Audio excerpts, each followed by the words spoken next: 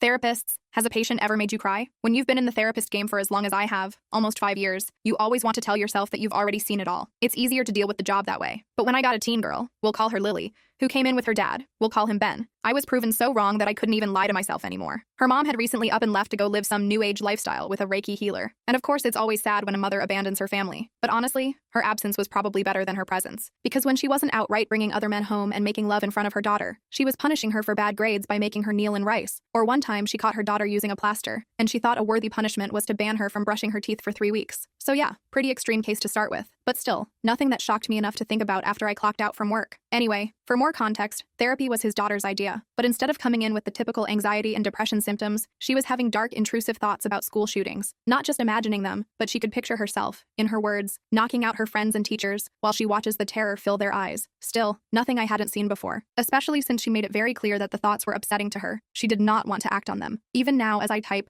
I can still picture how sad and scared she looked telling me this. Her voice was shaky, hands trembling. And if it wasn't for the code of conduct, I would have ripped her out of the chair and lunged at her for a hug right then and there. So I had to settle for offering her a plethora of verbal praise, as well as encouragement for seeking help and trusting me with this information. I could tell it made some sort of positive impact on her, because she immediately eased up, and I saw a slight childish sparkle return to her eyes. In the back of my mind, I knew she was displaying the criteria for the onset of schizophrenia, but I thought she was too young to be diagnosed, and there were no signs of any serious potential harm to others. So I simply recommended that she be brought for a full evaluation with a great psychiatrist colleague of mine, because she understood the situation and was going to get her in stat. Everyone seemed relieved, and there were no alarm bells in my head for anything going wrong. But a few days later, I got the call. It was her mom. She had woken up from whatever festival ditch she had passed out in to call my office and flip out. And by flip out, I mean she had a tantrum that can only be likened to one of a 5-year-old who doesn't want to brush their teeth. I don't know what you and the government are trying to do here, but no daughter of mine will be some pilled-up cottonhead. Leave my effing family alone. It took everything in me not to wish death upon her, because I've seen what happens when teenagers are stopped from getting the help they need. Spoiler alert, it's never good. But alas, the code of conduct buries its head in the sand when it comes to psychotic parents, meaning I had no power. And maybe to the untrained eye, what comes next in the story will be a surprise.